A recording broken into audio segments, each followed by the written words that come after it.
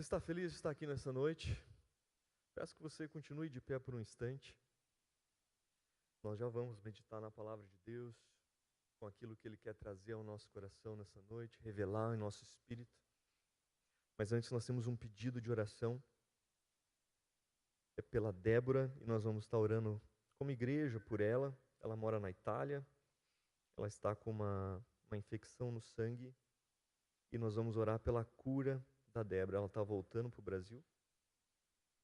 Nós vamos orar por ela nessa noite, pela Débora. Você pode fechar os seus olhos, estenda suas mãos aos céus e comece a clamar pela vida da Débora. Senhor, nós colocamos a Débora em tuas mãos. Nós sabemos que o Senhor está em todo lugar. A sua onipresença é real. Por isso, nós clamamos pelo teu toque sobre a vida da Débora nesse instante, tirando e afastando toda enfermidade. Toda infecção no sangue, nós declaramos, sai agora da vida da Débora, em nome de Jesus. Declaramos uma unção de cura repousando sobre a vida dela nesse instante. Uma unção de cura sobre a vida da Débora nesse instante, trazendo cura sobre todo problema em seu sangue. Em nome de Jesus, declaramos paz na mudança, paz na viagem e declaramos Débora curada em nome de Jesus. Amém? Você crê? Nós cremos juntos, em nome de Jesus. Irmão, você pode se assentar? No final nós vamos orar como igreja, todos nós juntos. Você vai ter a oportunidade de também ter o seu pedido de oração para a gente estar orando juntos. Estava meditando nesses dias como é bom nós sermos redimidos pelo sangue de Cristo. O tema que eu trouxe na mensagem hoje é livres da maldição. Quando nós conversamos com muitas pessoas, aposto que você conversa com muitas pessoas no seu dia a dia, seja na rua, em casa, no bairro onde você mora, no prédio, enfim, seja onde for, na igreja. E às vezes temos a percepção como essa pessoa precisa ser desamarrada, ser liberta de uma opressão, de algum pensamento ruim, de alguma enfermidade. Fica nítido princípios de maldição amarrando a vida de algumas pessoas. E é disso que eu quero tratar nessa noite. E o nosso texto base está lá em João, capítulo 8. João capítulo 8, nós vamos ler do versículo 1 ao versículo 11. Do versículo 1 ao versículo 11, João 8. Amém? Vamos lá. Jesus, porém, foi para o Monte das Oliveiras. Ao amanhecer, ele apareceu novamente no templo, onde todo o povo se reuniu ao seu redor. E ele se assentou para ensiná-lo. Os mestres da lei e os fariseus trouxeram-lhe uma mulher surpreendida em adultério. Fizeram-na ficar em pé diante de todos e disseram a Jesus: Mestre, essa mulher foi surpreendida em ato de adultério. Na lei, Moisés nos ordena apedrejar tais mulheres. E o Senhor que diz? Eles estavam usando essa pergunta como armadilha, a fim de terem uma base para acusá-lo. Mas Jesus inclinou-se e começou a escrever no chão com o dedo. Visto que continuavam a interrogá-lo, ele se levantou e lhes disse: Se algum de vocês estiver sem pecado, seja o primeiro a atirar pedra nela. Inclinou-se novamente e continuou escrevendo no chão. Os que o ouviram foram saindo, um de cada vez, começando pelos mais velhos. Jesus ficou só, com a mulher em pé diante dele. Então Jesus pôs-se em pé e perguntou-lhe: mulher, onde eles estão? Onde estão eles? Ninguém a condenou? Ninguém, Senhor, disse ela. Declarou Jesus: eu também não a condeno. Agora vá e abandone a sua vida de pecado. Muitas vezes nós lemos esse texto e não conseguimos ter a revelação necessária, o entendimento necessário para aplicá-lo na nossa vida. Eu garanto para vocês que muitos de nós se coloca tanto no papel da mulher quanto dos acusadores. Quantas pessoas se auto-acusam? As pessoas se condenam. Por que nós fazemos isso muitas vezes? Porque nós sabemos quais são os nossos erros. Nós sabemos o quanto falhamos, o quanto erramos.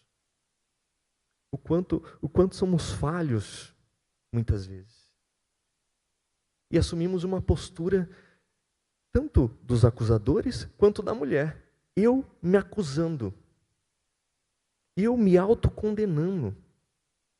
E isso interfere diretamente no meu entendimento sobre a redenção que eu tenho em Cristo Jesus.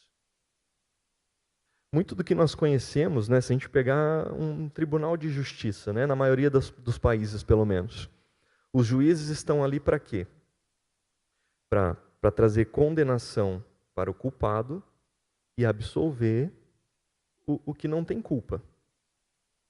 Se a gente pegar lá em Deuteronômio, se eu não precisa abrir, eu vou ler rapidamente, Deuteronômio 25:1, esse princípio vem até de Deus com Israel. Diz assim: em havendo contenda entre alguns e vierem a juízo, os juízes os julgarão, justificando ao justo e condenando ao culpado. Se a gente pegar na normalidade, nenhum juiz tem direito de culpar o inocente, ele é inocente, ou de absolver o culpado.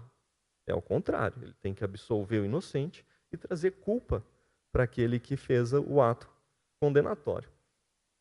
Esse é um princípio que a gente carrega, ok? Mas em relação às minhas falhas? Mas em relação àquilo que eu erro perante Deus? Em relação aos meus pecados? Às vezes nós assumimos essa culpa, chegamos diante de Deus e não aceitamos a redenção que nós temos em Cristo Jesus. Porque vivemos tentando pagar algo que é impagável. O preço foi muito caro de Jesus na cruz, para que tenhamos uma vida plena. Mas nós, muitas vezes, assumimos essa postura de culpa, desse peso que o pecado do passado nos trouxe, e não conseguimos assumir essas vestes, essas novas vestes que Jesus tem para nós. Nós não conseguimos, nós nos declaramos culpados. Eu sou culpado, Deus. Eu sou culpado. E não conseguimos assumir a vida plena que Deus tem para nós. Nos autocondenamos de coisas que ficaram no passado, de coisas que eu pratiquei no passado e não pratico mais. Às vezes nós temos dificuldade de entender como que Deus, santo e juiz, justo juiz, vai receber um ímpio na sua presença. Como que um Deus santo vai me receber na sua presença? Como que Deus pode ser justo e ao mesmo tempo vir e justificar o condenado? Sem ele ter que pagar o preço.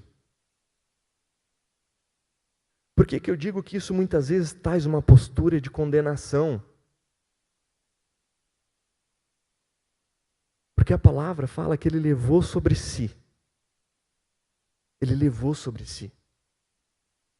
Se eu aceito Cristo na minha vida, eu tenho uma nova vida. O meu passado ele já não lembra mais. Tudo se fez novo. E por que é importante eu vir com essa consciência no meu espírito? Quando a gente fala de mente, nós estamos falando de alma. Mas entenda como eu preciso ter fé para crer nisso. Porque a nossa vida em Deus, ela está no nosso espírito. E sem fé, eu não consigo entender das coisas do espírito. Por isso que muitas vezes nós nos sabotamos. Por que eu digo sabotar?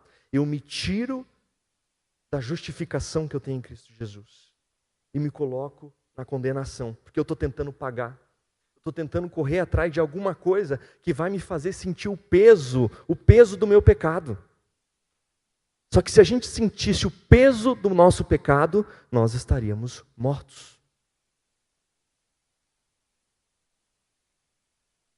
Muitas vezes assumimos uma postura de que a vida que eu estou levando não pode ser plena, porque eu preciso pagar pelos pecados que eu cometi lá atrás antes de aceitar Cristo. Então a minha vida é essa mesmo, eu vou continuar colhendo, Deus vai continuar acertando as contas comigo, Deus vai continuar me colocando em enfermidade, Deus vai me colocando maldição e maldição e maldição, para que eu possa viver e pagar pelos meus pecados. E eu anulo aquilo que Cristo conquistou na cruz do Calvário.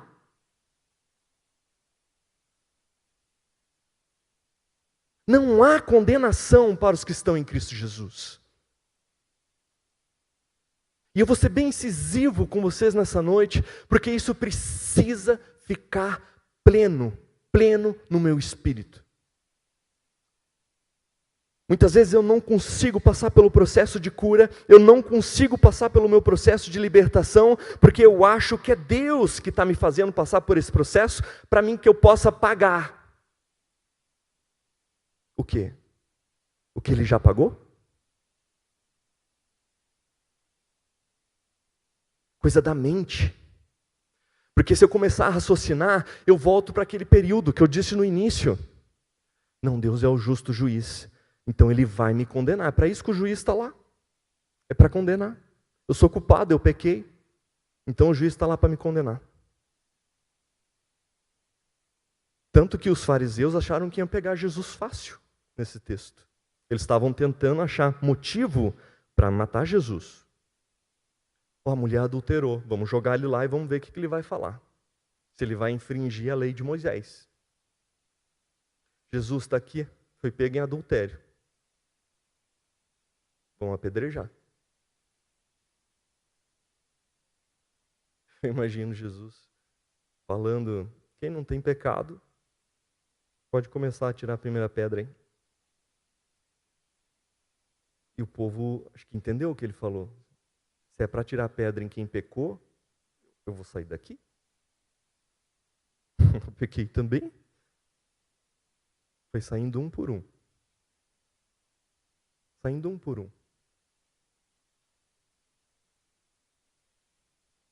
E aqui é o primeiro ponto que Jesus fala. Eu também não a condeno.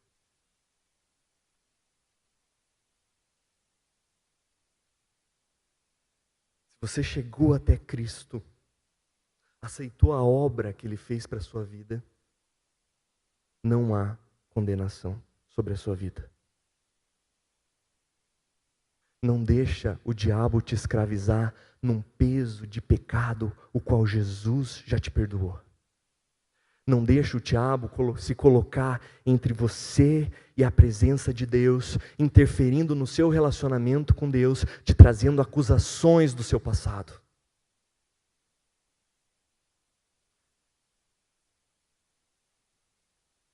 Lá em Romanos fala da guerra, da carne contra o espírito. A alma, tá minha mente, minha vontade, minha emoção. Quem passou pelo encontro com Deus, fez escola de crescimento, conhece bem. Agora, se eu pensar com o meu raciocínio, isso vai contra a fé. Porque a fé para o sobrenatural e a fé para as coisas impossíveis, a sua mente vai contra. A sua mente vai contra. Porque porque é sobrenatural, não é natural.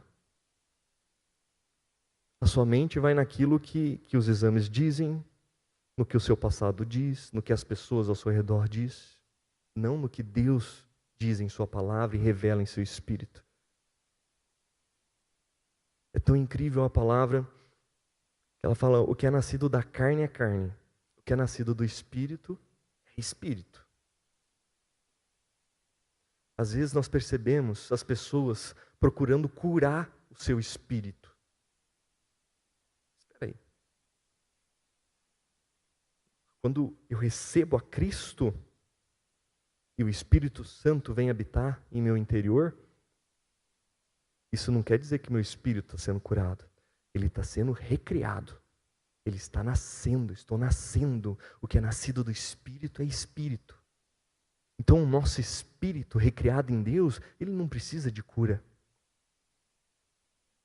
Ele se recriou. Quando você nasce, quando um bebê nasce, quando Emanuel e Eloá nasceu, eu não falei assim: ó, curou meus filhos. Não, nasceu meus filhos. Diferente da necessidade que eu tenho de curar a minha alma, para que ela não tende a eu satisfazer a minha carne e não o meu espírito em Deus, recriado em Deus. Essa é a luta. Se nós tendemos a carne, eu vou contra a fé. Se eu estou tendenciando a carne, eu começo a andar na lei do pecado e da morte. Agora, se eu estou tendenciando ao Espírito, eu estou andando na lei do Espírito e da vida. A fé chega, a incredulidade sai. Nós precisamos tomar posse, tomar posse. Esses dias eu recebi um vídeo e era uma cristã perguntando para uma pastora, e ela perguntava assim: de quanto em quanto tempo eu preciso orar para quebrar as maldições dos meus antepassados? Eu fiquei pensando assim, o que ela vai responder, né? E aí ela respondeu assim: mesmo você sendo cristã e não praticando o pecado, pelo menos uma vez por semana você tem que orar para quebrar as maldições dos seus parentes que ainda estão pecando e vindo maldição sobre você. Eu olhei e falei: onde que está isso mesmo, hein?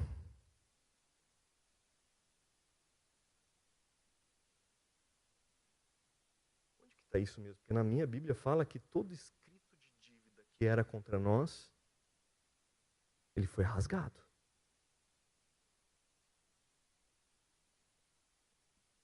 A minha Bíblia fala que não há condenação para os que estão em Cristo Jesus. Que ciclo de escravidão é esse? De eu me colocar? Eu não estou praticando pecado. Eu não estou dando essa brecha. Eu não estou dando legalidade para a atuação do diabo na minha vida. Ah, mas eu estou cheio de parente aí que muitas vezes eu nem conheço. Então eles estão pecando, eu vou ter que... Imagina o nível de escravidão espiritual que essa pessoa se coloca.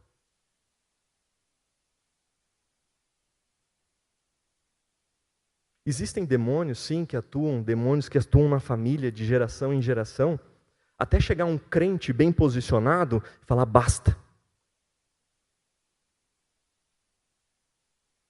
Basta. Eu sou salvo em Cristo Jesus. Na minha família não mais. Eu quebro essa maldição e daqui por diante não mais. Eu fecho essa legalidade. Agora as pessoas muitas vezes preferem crer que ela precisa pagar a penitência ali toda semana para que as maldições não cheguem, que Jesus é esse que não foi suficiente.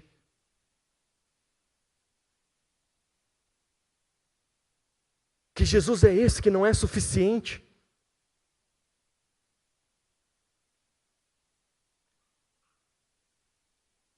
Que Jesus é esse que precisa de uma dependência dessa pessoa ficar quebrando maldição toda semana de pecados que ela não comete mais. É lógico que o demônio ele anda ao derredor, vai tentar na sua fragilidade, na minha fragilidade, vai tentar com que a gente peque, caia e dê legalidade para que ele volte a acontecer as mesmas coisas. Isso sim. Mas se eu estou renovado em Cristo, meu espírito recriado em Cristo, me fortalecendo na força do seu poder, o diabo não tem poder de tocar a sua vida. Você foi justificado.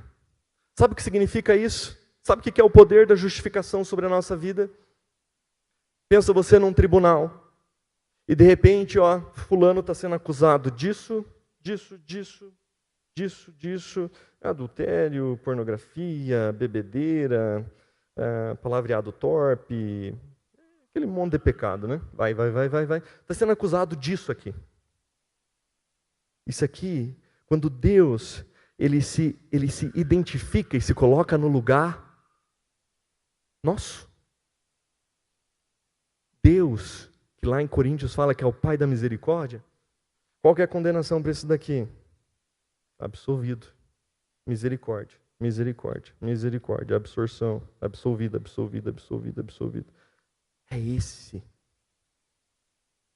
É esse o justo juiz. Não porque nós merecemos, mas que por amor Ele fez com que seu único filho viesse e morresse em meu e em seu lugar.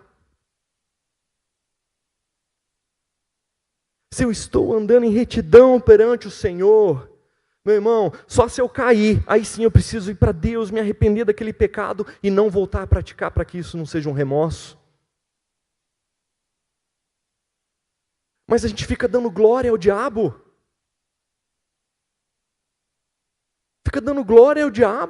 As pessoas procuram. Eu conversei já com crentes que ficam fazendo constelação. Já ouviu falar, pastor Bernardo? Constelação?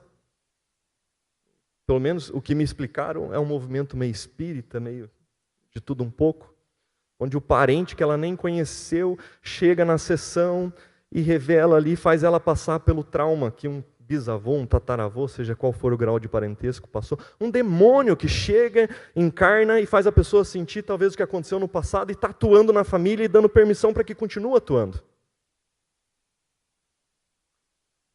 Mas quando eu sou justificado em Jesus, eu preciso ter essa consciência de que o diabo não pode mais me tocar. Eu sou livre da escravidão do pecado. Eu não preciso mais me autocondenar para voltar para a vida de pecado. E sabe qual é o grande problema quando eu fico me condenando, eu acho que nunca é suficiente, que eu nunca fiz o suficiente para Deus, e aquilo está me assolando, A gente sempre cai nos mesmos erros, porque a gente nunca acha que é suficiente, a gente desiste, a gente cai. Cada autocondenação que a gente se coloca é como se fosse uma pá de terra em cima de mim. Me enterrando para o futuro que Deus tem para te usar com força e glória nessa terra. O preço foi muito alto. Não adianta a gente levar uma vida tentando pagar algo que já foi pago, porque a gente não tem poder para pagar. A gente não tem força para pagar. A gente não tem. Jesus veio e nos justificou, se colocou em nosso lugar e nos redimiu dessa dívida. Quando eu tenho plena consciência disso, quando eu tenho o meu espírito recriado em Deus, meu irmão, posso te falar, e minha irmã, a vontade de pecar vai sendo deixada de lado, a vontade de cair na tentação vai sendo deixada de lado, porque eu sei que o Redentor vive em mim e na minha vida. Na cura do cego de nascença, acho que até João 9, no versículo 1 diz assim: ao passar Jesus viu um cego de nascença, seus discípulos lhe perguntaram: mestre, quem pecou, este homem ou os seus pais, para que ele nascesse cego? Disse Jesus: nem ele, nem seus pais pecaram.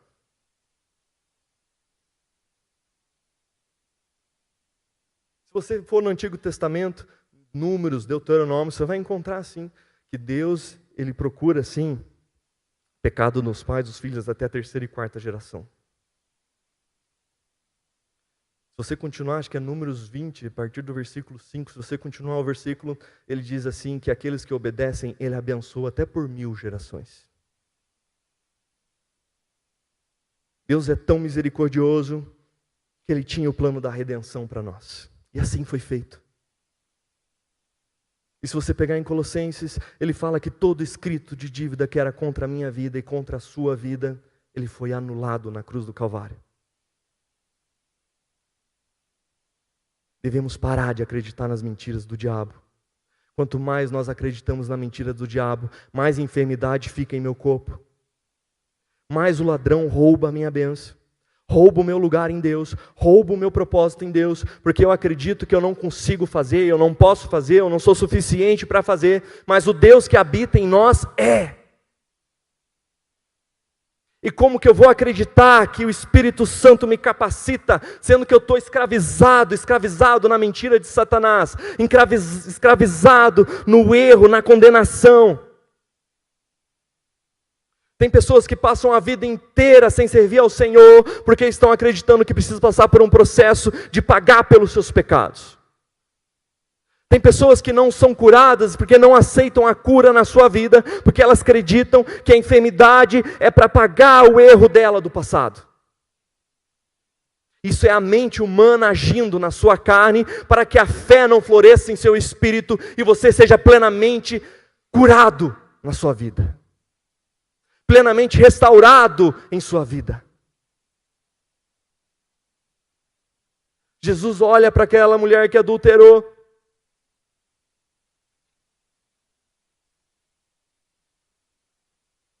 Mulher, quem a condenou? Ninguém a condenou? Ninguém, Senhor. Declarou Jesus. Eu também não a condeno.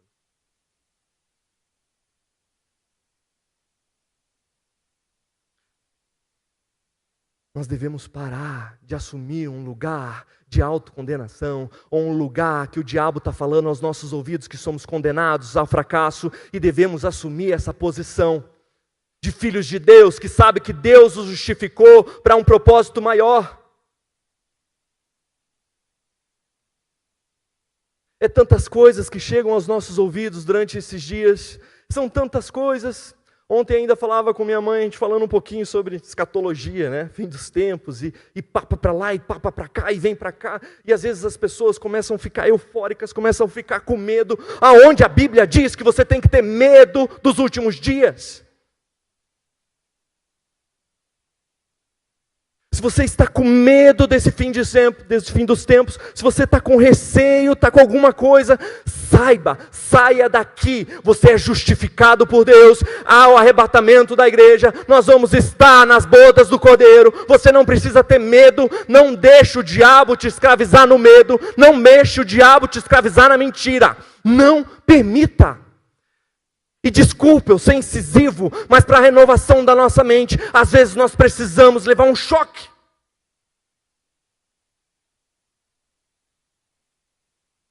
Eu não sei o que muitas vezes vocês procuram ou nós procuramos, eu não sei. E tão pouco me importa qual Papa irá assumir. Eu sou igreja de Jesus Cristo sobre essa terra, somos embaixadores do reino sobre essa terra. Não me preocupo com o que o diabo está fazendo, porque Jesus já nos sinalizou tudo em sua palavra. Você quer ver os sinais? Olha para a palavra, veja os sinais. Estão acontecendo? Estão. O que mais se tem hoje nessa semana foi os vídeos, né, dos reis, que é o Papa, é o 8º rei, que não sei lá. Sabe que tem linhas teológicas muito mais plausíveis que nem se trata do Papa. E sim dos reinos, desde o Império Romano até chegar. E se fosse pela linha teológica dos papas significando rei, isso seria nos 7 anos de tribulação. E sinceramente, eu creio que eu vou estar arrebatado. Não sei qual linha escatológica você segue, mas eu sou igreja de Jesus e vou estar nas bodas do Cordeiro, lá no céu, arrebatado por Cristo. Mas nós precisamos sair dessa zona de medo, nós precisamos sair dessa zona de mentira, e começar realmente a viver o que Cristo diz em sua palavra. E o segundo ponto é o que Jesus diz logo em seguida. Agora vá e abandone a sua vida de pecado.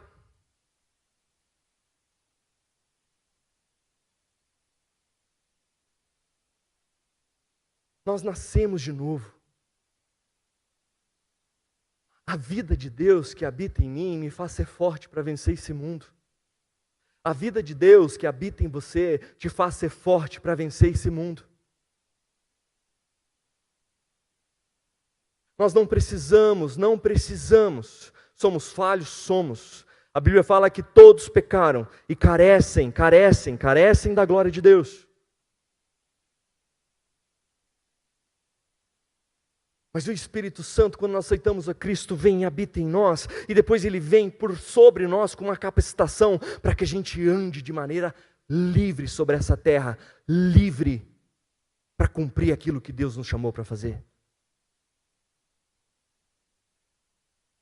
Se você entrou aqui nessa noite com alguma enfermidade, saiba que não é propósito de Deus que você esteja enfermo. O que diz a palavra de Deus que Ele levou sobre si as nossas enfermidades. Saiba que há poder e há unção disponível para que essa enfermidade saia em nome de Jesus. Você que se sente amarrado por maldições, saiba que há livramento em Deus para você. Saiba que há uma unção para que Deus venha e desamarre tudo que esteja preso em sua vida. Sabe por quê? Porque Jesus se colocou em nosso lugar. Quando você estuda a justificação, Ele se identifica com a gente. Era nós para estarmos lá. As transgressões eram nossas. O peso do pecado era nosso, a maldição era nossa, era tudo para nós.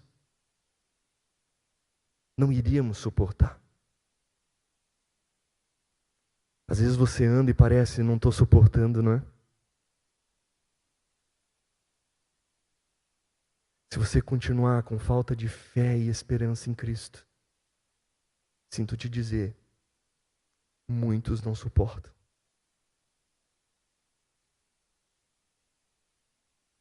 Eu digo isso para te falar que há um caminho, há uma esperança e há uma vida em Cristo.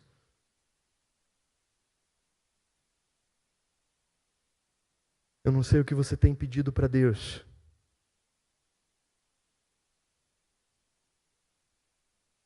Mas a resposta de Deus para a tua vida é que está feito.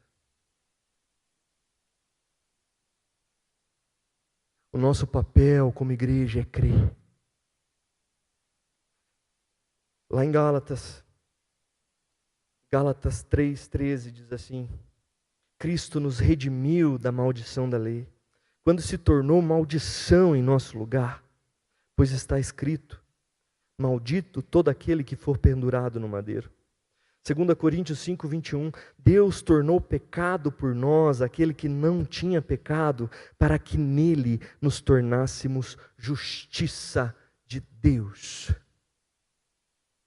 Muitas vezes o diabo te leva para um tribunal e começa a te acusar, mas ele não tem o poder de te condenar. Sabe o que ele faz? Ele atua na sua mente para que você mesmo se condene. Cesse a sua fé na sua autocondenação. Quem tem poder de te condenar? Aquele que te justificou. Quem tinha poder de te condenar, te justificou. Que você, nessa noite, tenha plena fé em seu espírito, porque é através do seu espírito recriado que Deus se comunica contigo. De que em Deus nós podemos todas as coisas, porque Ele nos fortalece. E se Ele nos fortalece, é porque se passamos por momentos de dificuldade, estamos fortalecidos nele. Momentos de tensão, estamos fortalecidos nele. Deus tem mais pela minha vida e pela sua vida. Amém? Se coloque de pé.